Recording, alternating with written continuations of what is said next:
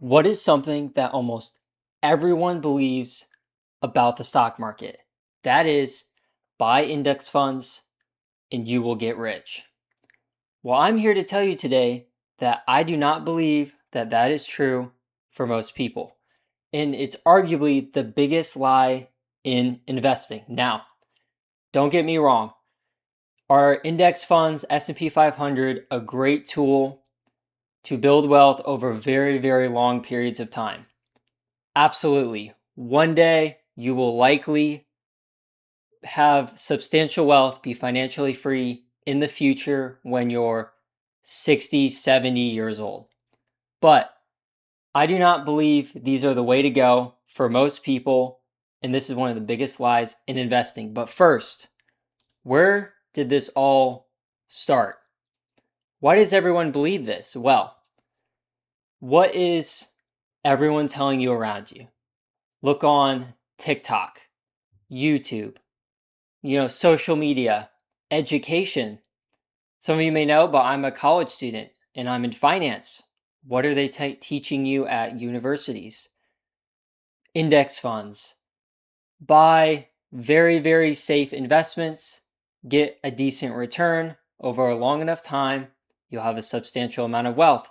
Warren Buffett, what does he say about just the average person? The average everyday person, they don't want to know this game. They don't want to do this on a high level. Just buy an index.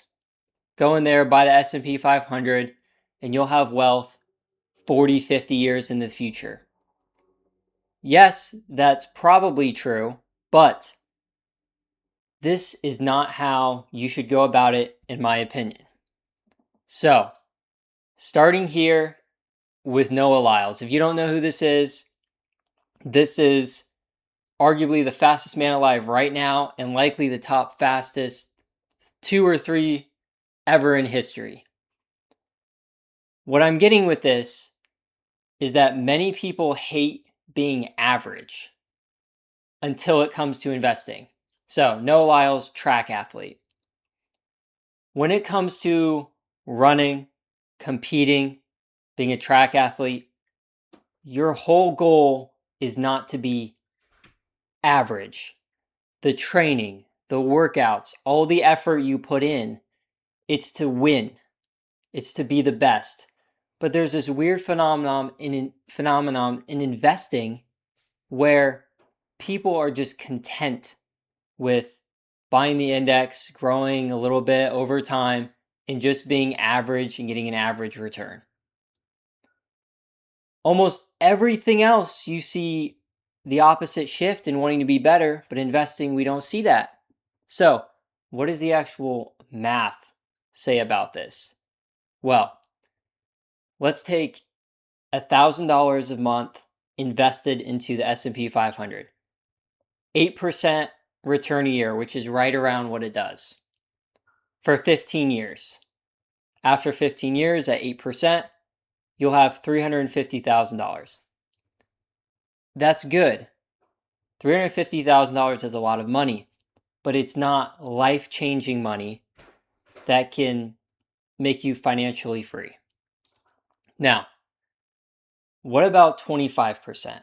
Still $1,000, still 15 years. What does 25% annual return get you? Well, close to $2 million in just 15 years. Imagine if you went another 5 years, just 20 years. The amounts build up massively. What's 25% of 2 million? 500,000. That's a huge number.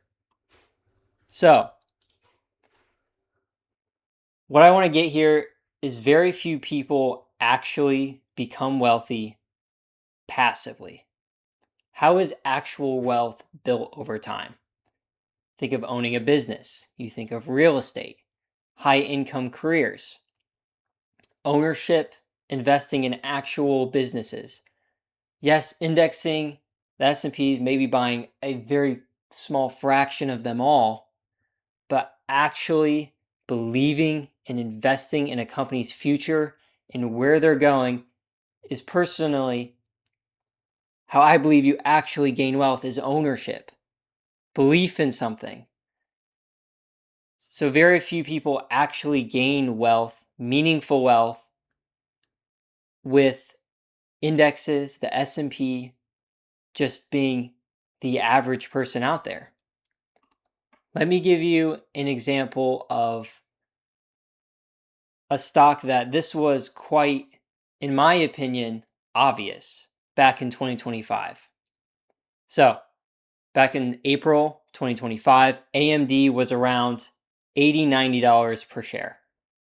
Currently, a year and a half, a year, whatever later, it is now $540 per share. We're talking about 500% increase over the past 12 to 18 months. That is an incredible return. 8%, 500%. That's the difference there. Now, am I saying that you should just go out, throw darts at a dartboard? Maybe you'll hit something. Maybe you'll find one of these. Absolutely not. But running the numbers, this is why I always say, project out the numbers. Where are they? Where are they projected to go? Where are they going in the future? Revenue, net income. Project them out. What is a respectable PE given those percentage growth rates that you're projecting into the future? Well, this is AMD in 2025 around that April time. I put in 90 a share. You could have gotten it 80 or even just below 80 a share, but I put in 90. This is in 2025. This is what their revenue and net income were projecting for that year. What did analysts have them growing the next couple years? You think it was 15, 20%? They were projecting 30% revenue growth and around 40% net income growth. So you could have went in here, projected out 40% net income growth. What's a respectable PE for that? Right around 40, in my opinion, is a respectable PE.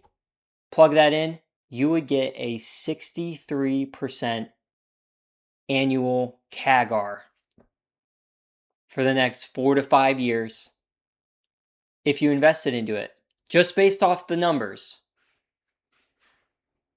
63%.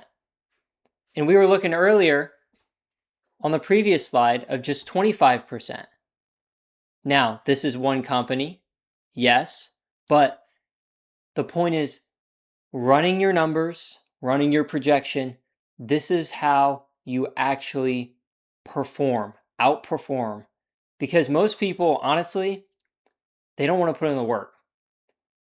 They'd either buy an index or they're throwing darts at a dartboard. They say, ooh, this stock went down a bunch. Ooh, this one went up a bunch. They make their decisions based on moving averages and what they're guessing.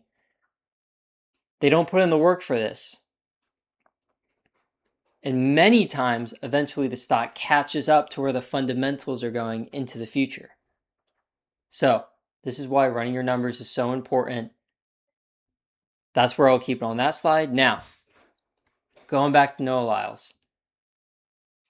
Is this going to be easy? No. And is it guaranteed? Absolutely not. Maybe the 10, 12 stocks you pick in your portfolio, maybe they all go to zero. Maybe mine do. Who knows? But building a portfolio, 10 to 12 great companies, amazing future trajectory. What's the value of that growth? Projecting it out. 10 to 15 companies. Will it be easy? No, but will it be worth it? That's for you to decide. Personally, I think yes. I've been doing this the past few years. Full discretion, I was buying AMD at 80, 90 per share based off of what my numbers were saying. No emotion, run the numbers. That's all I do. So, is it going to be easy? No. You're going to have everything around you. News, social media, people telling you stuff everywhere. Buy this, buy that. Oh, fear. Fear is everywhere. Focus on what you're doing. And in my opinion, it's worth it. And leaving you with this, Many of you watching these videos, you're into money, you're into growing wealth, whatever. Many of you will likely be wealthy. Maybe you already are. But focus on what is the purpose for this. Is it faith? Is it family? Is it giving? Maybe it's stuff. Personally, the ones in the green is what I'm focusing on, but there has to be a purpose for this. Do you want to provide for a family, your extended family, so there's no worry there? Do you want to give to a great organization and have all of their expenses covered for the next 10 years? What is the actual purpose for this? So I ask you to consider that. What is your purpose? And when you find it, stick with it. Maybe it's getting a new Lamborghini. If that's what it is what it is. But I would encourage you to find a better purpose and stick with it even after the wealth comes, if it comes.